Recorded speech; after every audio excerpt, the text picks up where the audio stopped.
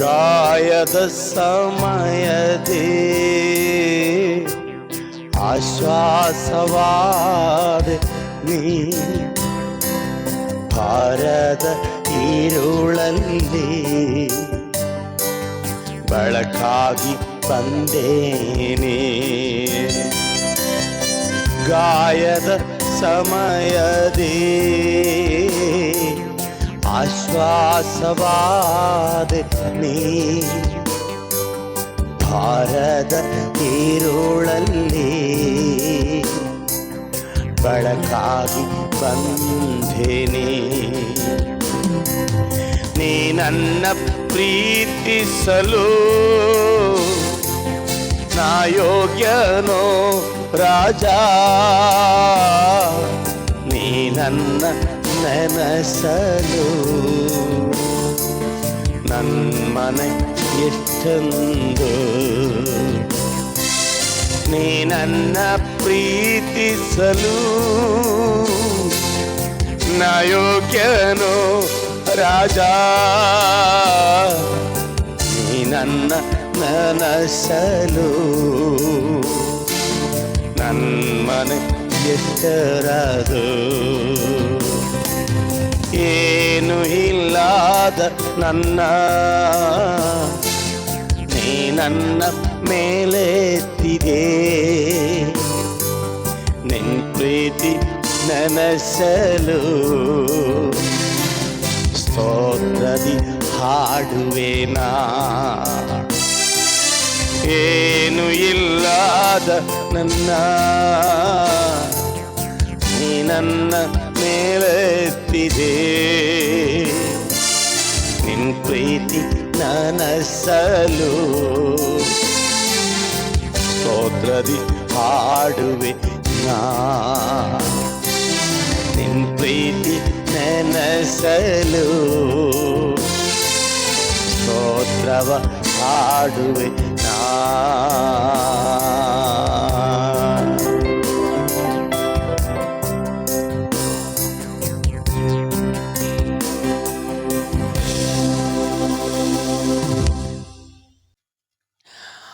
Hello, praise Lord. എന്തുണ്ട് വിശേഷം? സന്തോഷമായിരിക്കുന്നു. ഈ പ്രഭാതത്തിൽ നിങ്ങളെ കാണാൻ കഴിഞ്ഞതിൽ വളരെ സന്തോഷം. എൻ്റെ പ്രിയരെ, എന്നാ ഉണ്ട് വിശേഷം?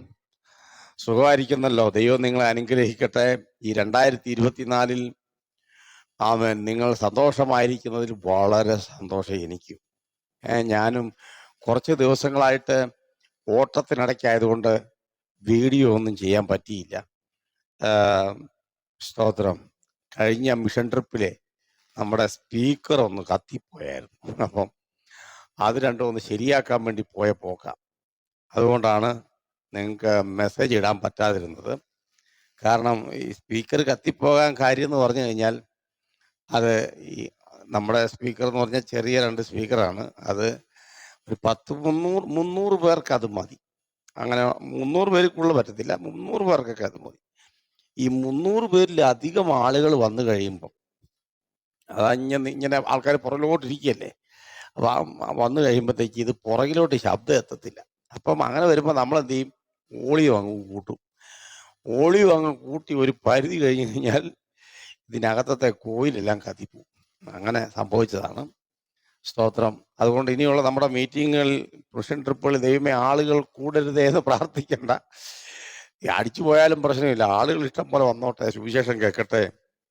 Praise the Lord. അതിൽ ഞങ്ങൾക്കൊരു ബുദ്ധിമുട്ടുമില്ല. കത്തിപ്പോകുന്നതിനനുസരിച്ച് അവൻ പുതിയത് അത് നന്നാക്കി എടുത്താൽ മതിയല്ലോ. സ്തോത്രം. 2 ചെറിയ സ്പീക്കറും കൂടെ വാങ്ങണം, എങ്കിലേ എത്തുള്ളൂ, ബാക്കിലോട്ട് എത്തുള്ളൂ. 2 പുതിയ സ്പീക്കർ ഉണ്ടെങ്കിൽ ബാക്കിലോട്ട് ഇറക്കിയിടാം. അപ്പോൾ കുറച്ചുകൂടെ ആൾക്കാർക്ക് കേൾക്കാൻ പറ്റും. പണ്ട് ഒരു മിഷൻ ട്രിപ്പിൽ പോകാൻ നേരത്ത് അന്ന് ഒരു സ്പീക്കറും കൊണ്ടാണ് പോയത്, ഒറ്റ സ്പീക്കർ. എന്നിട്ട് പുറകിലേക്ക് വിളിച്ചു പറയേണ്ട, പുറകിലോട്ട് കേൾക്കുന്നില്ല. അപ്പോൾ ഇടയ്ക്ക് ഒരാൾ നിന്നിട്ട് ഈ സ്പീക്കറിൽ കേൾക്കുന്ന അങ്ങോട്ട് പറയുക. അത്രയൊരവസ്ഥ ഉണ്ടായിരുന്നു ചില സമയങ്ങളിലൊക്കെ. പക്ഷെ ഇന്ന് ദൈവം നമുക്ക് 2 സ്പീക്കർ തന്നു. ആ സ്പീക്കർ രണ്ടും കത്തിപ്പോയി. പിന്നെ അത് വൈൻഡ് ചെയ്തു, റെഡിയാക്കി കൊണ്ടുവന്നിട്ടുണ്ട്. അധികം ഓളിയോ വെക്കരുതെന്ന് പ്രത്യേകം പറഞ്ഞാണ് തന്നേക്കുന്നത്. ദൈവത്തിന് സ്തോത്രം. അങ്ങനെ അതിൻ്റെ തിരക്കിലായിരുന്നതുകൊണ്ടാണ് വീഡിയോ ചെയ്യാൻ പറ്റാതിരുന്നത്. ഇന്ന് രാവിലെ നിങ്ങളുടെ അടുക്കൽ വരാൻ ദൈവം സഹായിച്ചത് ഓർത്ത് ദൈവത്തിന് സ്തോത്രം ചെയ്യുകയാണ്. പിന്നെ ഈ പീലിപ്പോസ് ഉപദേശിയുടെ വീട്ടിലേക്ക് അപ്പോസ്തലനായ പൗലോസും പരിവാരങ്ങളെല്ലാം കൂടെ അങ്ങോട്ട് ചെല്ലുക. അവിടെ താമസിക്കുകയാണ് ചില ദിവസങ്ങൾ, ഒരുപാട് ദിവസമില്ല, കുറച്ച് കാലം അവിടെ പാർത്ത സമയത്ത് ഈ പീലിപ്പോസ് ഉപദേശി എന്ന് പറയുന്ന അദ്ദേഹം ഒരു സുവിശേഷകനായ പീലിപ്പോസ്, അദ്ദേഹത്തിൻ്റെ വീട്ടില് അദ്ദേഹത്തിന് മക്കളുണ്ട്, ഭാര്യയുണ്ട്, കുടുംബം എല്ലാം ഉണ്ട്. അവര് താമസിക്കുന്നിടത്തേക്കാണ് ഈ പൗലോസും പരിവാരങ്ങളെല്ലാം കൂടെ, അതായത് പൗലോസിന്റെ കൂടെയുള്ളവരെല്ലാം കൂടെ ചെല്ലുന്നത്. ആ ഭാഗം നിങ്ങൾക്കറിയാം. അപ്പോസ്തല പ്രവൃത്തികളുടെ പുസ്തകം 21 അധ്യായത്തിലാണ് അത് രേഖപ്പെടുത്തിയിരിക്കുന്നത്. 21 അധ്യായം 10 വാക്യമാണ് ഇന്ന് നമ്മുടെ രാവിലത്തെ ചിന്ത. അവിടെ ഈ പീലിപ്പോസിന്റെ വീട്ടിനകത്ത് ഇവർ താമസിക്കുക കുറച്ച് ദിവസമായിട്ട്. അപ്പൊ താമസിക്കാൻ പറ്റിയ ഒരു വീടുള്ള ആളാണ് ഈ സുവിശേഷ പ്രവർത്തകൻ പീലിപ്പോസ്. അത് മാത്രമല്ല, മക്കളുമുണ്ട്, കുടുംബമായിട്ട് താമസിക്കുന്ന മനുഷ്യൻ. സുവിശേഷമാണ് അദ്ദേഹത്തിന്റെ ജോലി, സുവിശേഷം അറിയിക്കുക എന്നുള്ളതാണ്. യേശുക്രിസ്തുവിനെ കുറിച്ചുള്ള നിർമ്മല സുവിശേഷം ജനങ്ങളുടെ ഇടയിൽ എത്തിക്കുന്ന ഒരു അനുഗ്രഹീത ശുശ്രൂഷകനാണ് ഈ സുവിശേഷകനായ ഫിലിപ്പോസ്. ആ വീട്ടിലേക്കാണ് ഇപ്പോൾ ഇവിടെ പൗലോസും കൂടെയുള്ളവരെത്തിയിരിക്കുന്നത്. കുറച്ച് ദിവസം അവിടെ പാർത്തു. അങ്ങനെ താമസിച്ചുകൊണ്ടിരിക്കുമ്പോൾ, അവരവിടെ പാർക്കുന്നത് സുവിശേഷ നിമിത്തമാണ്, അപ്പോൾ തന്നെ പലയിടങ്ങളിൽ കർത്താവിൻ്റെ വചനം എത്തിക്കാൻ വേണ്ടി ദൈവം അവരെ അവിടെ കൊണ്ടുവന്നിരിക്കുകയാണ്. സ്തോത്രം ഇല്ലേ? നമുക്കൊക്കെ വീട് ദൈവം തന്നിരിക്കുന്നത് അതിനു വേണ്ടിയാണ് കേട്ടോ. വീട് തന്നിരിക്കുന്നത് നമുക്ക് മാത്രം ഇങ്ങനെ കഞ്ഞിയും കുടിച്ചാലേ പോകാനല്ല, ഒരുപാട് ശുശ്രൂഷകന്മാരെ ഉൾക്കൊള്ളുവാനും അവരെ വിളിച്ച് വീട്ടിൽ താമസിപ്പിച്ച് നിങ്ങളുടെ ഏരിയയിൽ ആമേൻ കൊച്ചു കൊച്ചു പരസ്യയോഗങ്ങളും ക്രിസ്തുവിനെ ഉയർത്താൻ എവിടെയെല്ലാം സാഹചര്യങ്ങളുണ്ടോ അവിടെയെല്ലാം ക്രിസ്തുവിനെ ഉയർത്താൻ, സ്തോത്രം, ദൈവം നിങ്ങൾക്കൊരു മനോഹരമായ വീട് തന്നിരിക്കുക. സ്തോത്രം. ഞങ്ങളിപ്പോൾ ഈ നാളത്തെ കഴിഞ്ഞ്, അതായത് 9-ാം തീയതി രാവിലെ മുതൽ 9, 10, 11 തീയതികൾ ഞാൻ നിങ്ങൾക്ക് കഴിഞ്ഞ ദിവസം വീഡിയോയിൽ നിങ്ങൾ പറഞ്ഞിരുന്നു, ഉപവാസ പ്രാർത്ഥന. പലയിടങ്ങളിലുള്ള ദൈവദാസന്മാർ വരുന്നുണ്ട്. ഞങ്ങൾ പ്രാർത്ഥിക്കാനിരിക്കുന്ന വീട് ഒരു മനോഹരമായ വീടാണ്. ഒരു റോഡ് സൈഡിനോട് ചേർന്നൊരു വീടാണ്. ഫ്രണ്ടിൽ നിന്ന് കണ്ടു കഴിഞ്ഞാൽ ഒരു കുഞ്ഞു വീടാണ്, പക്ഷെ അകത്തോട്ട് കയറിയപ്പോഴാണ് ആമേൻ എല്ലാവർക്കും ഇരിക്കാൻ പറ്റുന്ന സൗകര്യമുള്ളൊരു വീടാണ്. ദൈവത്തിന് സ്തോത്രം. അവിടെ ഇരുന്നാണ് 3 ദിവസം ഞങ്ങൾ ഉപവസിക്കുകയും പ്രാർത്ഥിക്കുകയും ദൈവസന്നിധിയിൽ കരയുകയും ആത്മതപനം ചെയ്യാൻ തീരുമാനിച്ചിരിക്കുന്നത്. ദൈവത്തിന് സ്തോത്രം. ആ വീട് വിട്ടു തന്ന ആ കുടുംബത്തെ ഓർത്ത് ഞാൻ ദൈവത്തിന് സ്തോത്രം ചെയ്യുകയാണ്. ഫിലിപ്പോസിന്റെ, ഈ സുവിശേഷകനായ ഫിലിപ്പോസിന്റെ വീട് പോലെ ഒരു മനോഹരമായ വീട്. സ്തോത്രം. എന്നെ കേൾക്കുന്ന ദൈവമക്കളെ, അതുകൊണ്ട് നിങ്ങളുടെ വീട് മനോഹരമായിട്ടുണ്ട്, പെയിന്റിംഗ് ഒക്കെ നന്നായിട്ടുണ്ട്, കാർ പോർച്ചും കൊള്ളാം, സെൻട്രലിലെ ഹാളും കൊള്ളാം. എൻ്റെ ഭാഷ മുഴുവനും ഫർണിച്ചറിട്ട് കഴിഞ്ഞിപ്പോൾ എവിടെ ഇരിക്കും എന്നും പറഞ്ഞ് വീട്ടുപ്രാർത്ഥന നടത്താത്ത ആൾക്കാരുണ്ട് കേട്ടോ. സ്തോത്രം. എന്തെല്ലാം സംവിധാനം ദൈവം തന്നാലും അതെല്ലാം ഒന്ന് ഒതുക്കി വെച്ചിട്ട് ഒരു 10 ദൈവദാസന്മാരെ വിളിച്ച് ആ വീട്ടിനകത്ത് ഇരുന്ന് ഉപവസിക്കും. 3 ദിവസം, അല്ലെങ്കിൽ 2 ദിവസം ഉപവസിക്കുക, അല്ലെങ്കിൽ 1 ദിവസം ഉപവസിക്കുക. മതി, നിങ്ങളുടെ പാസ്റ്ററെ വിളിച്ച് തന്നെ ഉപവസിപ്പിച്ചോ, കുഴപ്പമൊന്നുമില്ല. ഇരുന്ന് ദൈവസന്നിധി പ്രാർത്ഥിക്കുക, കരയുക, ആത്മതപനം ചെയ്യുക, ദൈവശബ്ദം കേൾക്കാനുള്ള സമയം കണ്ടെത്തണം. ഈ 2024 ഈ 2024 ഭയങ്കര ഡേഞ്ചർ വർഷമാണ് കേട്ടോ. നമ്മൾ ഉദ്ദേശിക്കുന്നത് സുഖമുള്ള വർഷമൊന്നും അല്ല. അവൻ ഏറ്റവും അപകടം പിടിച്ച വർഷമാണ് 2024.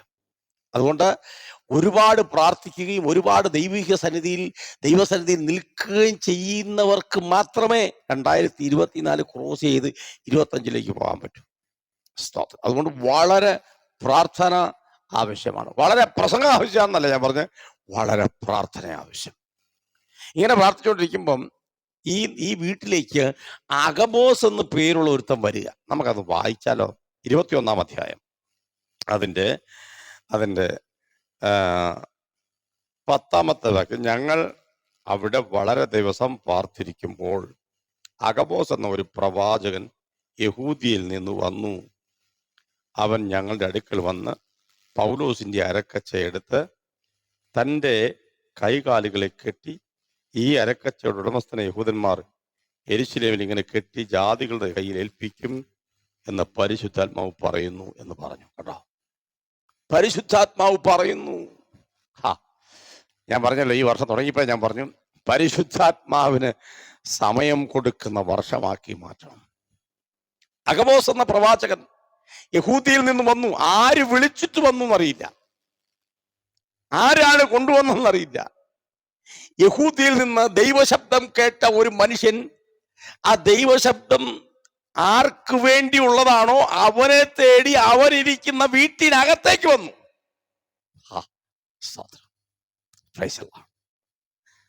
ദൈവശബ്ദം കേട്ട് പ്രവാചകന്മാരോട് ഞാൻ ഒരു വാക്ക്, ദൈവശബ്ദം നിങ്ങൾക്കുണ്ടോ?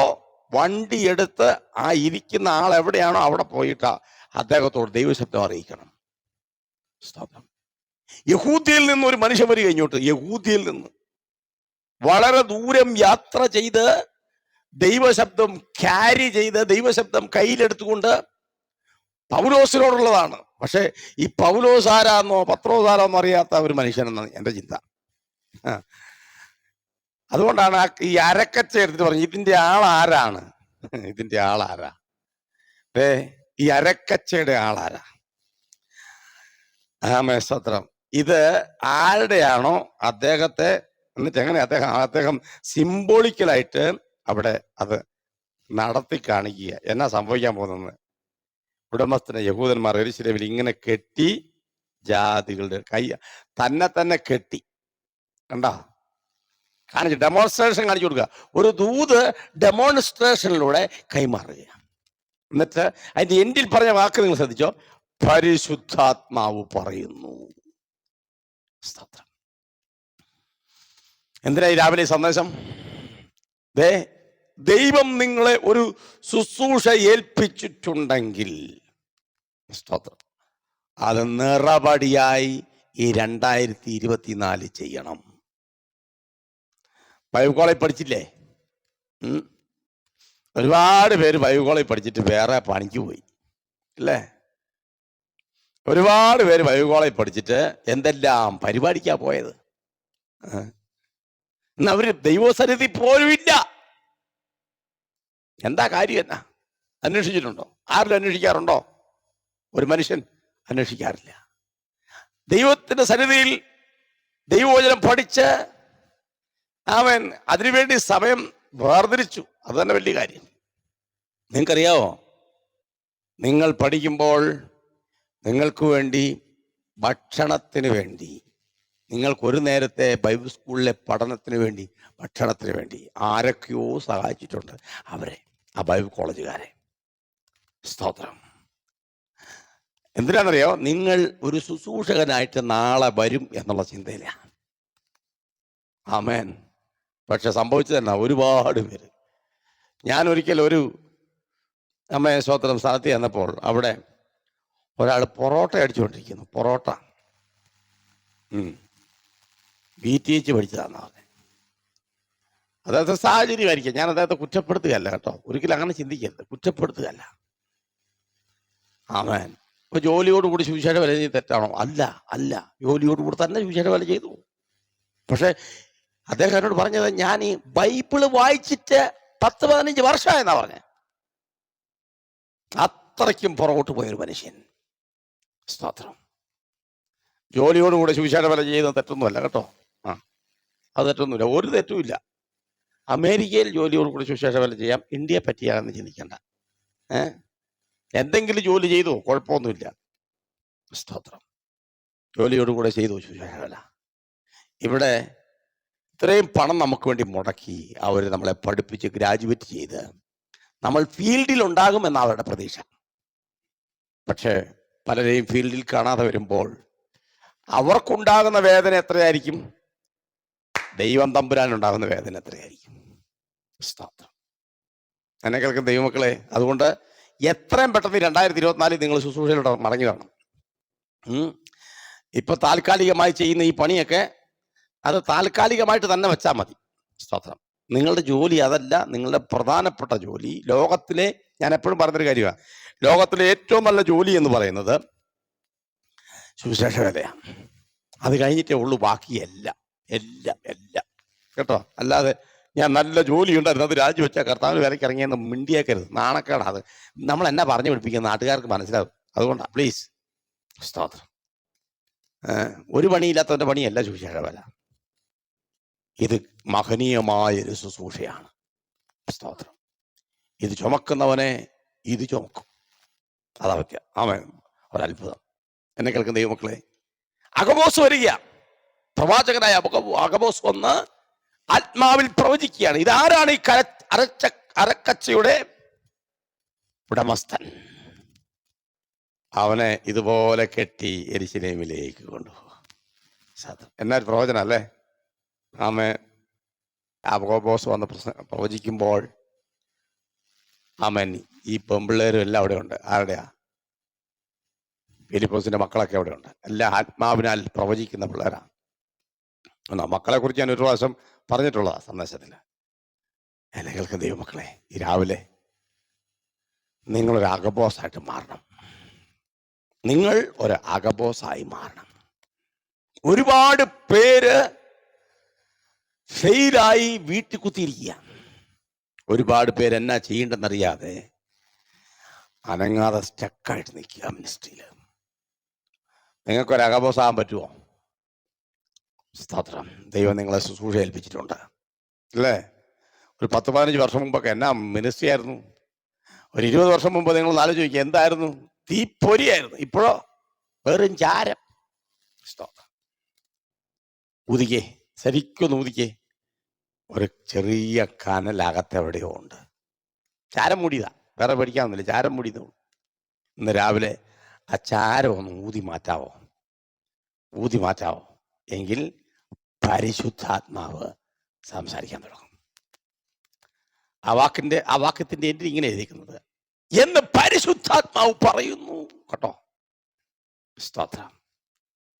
എന്ന പരിശുദ്ധാത്മാവ് പറയുന്നു എന്ന് പല പ്രാവശ്യം നിങ്ങളുടെ വായിലൂടെ പുറത്തേക്ക് വരേണ്ടതായിരുന്നു. പക്ഷേ നിങ്ങൾ ട്രാക്കിലില്ല. എന്ത് ചെയ്യാൻ പറ്റും? ഇന്ന് രാവിലെ ട്രാക്കിലേക്ക് വരാമോ സഹോദരി? സഹോദരാ, ആ പണിയും ആ രാവിലത്തെ പോക്കും, ബൈക്ക് എടുത്തോണ്ട് ആ പോക്ക് പോകുന്ന കണ്ടാൽ മതി. എന്താണ്ട് വലിയ മല മറിക്കാൻ പോകുന്ന പോലെയാണ്. നിന്നെ ഏൽപ്പിച്ച പണി എന്തായിരുന്നു? എന്താ ഏൽപ്പിച്ചിരുന്നത്? കുടുംബത്തിന്റെ പ്രാരാബ്ദം കൊണ്ട് ഒരു പക്ഷേ ആ ജോലിയിൽ വ്യാപൃതനായി കാണുമായിരിക്കാം. കുഴപ്പമൊന്നുമില്ല. പക്ഷെ ഇനി എപ്പോഴാണ് നീ കർത്താവിനെ കുറിച്ച് 2 വാക്ക് പറയുന്നേ? ദൈവശബ്ദം പലരുടെ അടുക്കൽ എത്തിക്കേണ്ട ആളാ. പാട്ടിലൂടെ, അമ്മൻ പ്രസംഗങ്ങളിലൂടെ, ദൈവവചന ബൈബിൾ ക്ലാസ്സിലൂടെ, ആമേൻ, പ്രവചന ശബ്ദത്തിലൂടെ, സുവിശേഷ ഘോഷണത്തിലൂടെ. എപ്പോ ചെയ്യൂ ഇനി? സമയം അധികം ഇല്ല കേട്ടോ. ഇറങ്ങിക്കോ. വെറുതെ നേരം കളയരുത് പ്ലീസ്.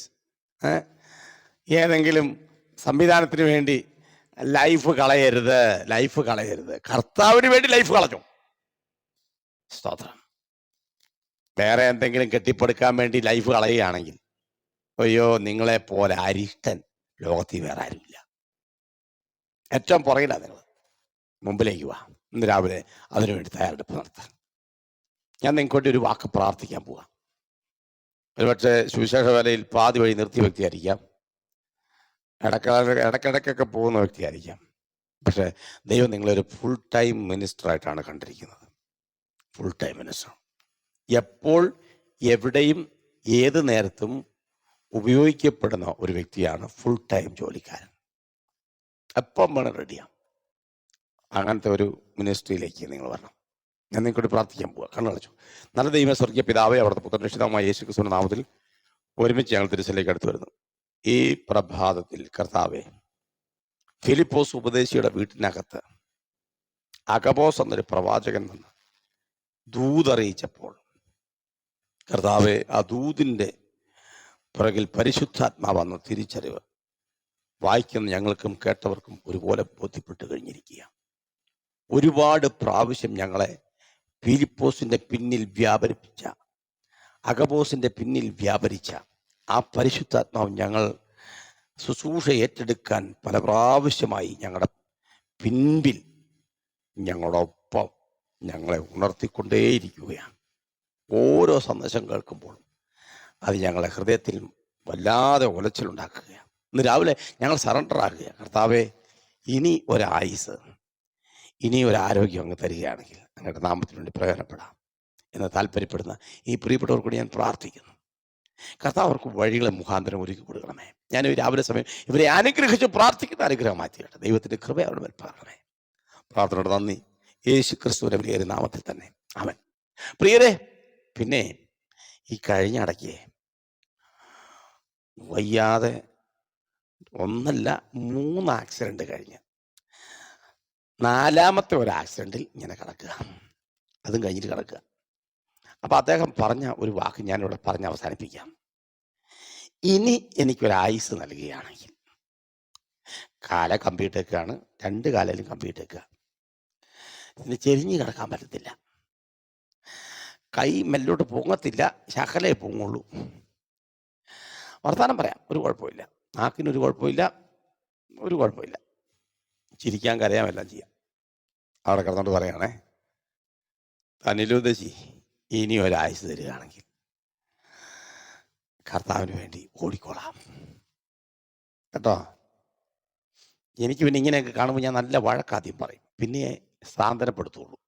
ആദ്യം ഞാൻ നല്ല വഴക്ക് പറയും. ഞാൻ ആവശ്യത്തിന് വഴക്ക് പറഞ്ഞു, അല്ലെങ്കിൽ ഒന്ന് ചെയ്തിട്ട് വന്നാൽ തല്ലാൻ പറ്റിയല്ലോ, അതുകൊണ്ട് അങ്ങനെ കിടന്നുകൊണ്ട് കേൾക്കുക. എല്ലാം കഴിഞ്ഞപ്പോൾ എന്നോട് പറയാ, ഉപദേശി അത്രയും വഴക്കല്ല എന്നെ പറഞ്ഞുള്ളൂ, അതിനേക്കാളും കൂടുതൽ പറയണം. ആ പരുവത്തിലാണ് ഞാൻ പോയിക്കൊണ്ടിരുന്നത്. കണ്ടോ, കിടക്കുന്ന കിടപ്പിൽ കിടന്നുകൊണ്ട് കർത്താവോട് പറയാതെ എനിക്കിനി ഇനി ഒരായുസ് തരികയാണെങ്കിൽ അദ്ദേഹത്തെ ദൈവം വിടുവിക്കും കേട്ടോ.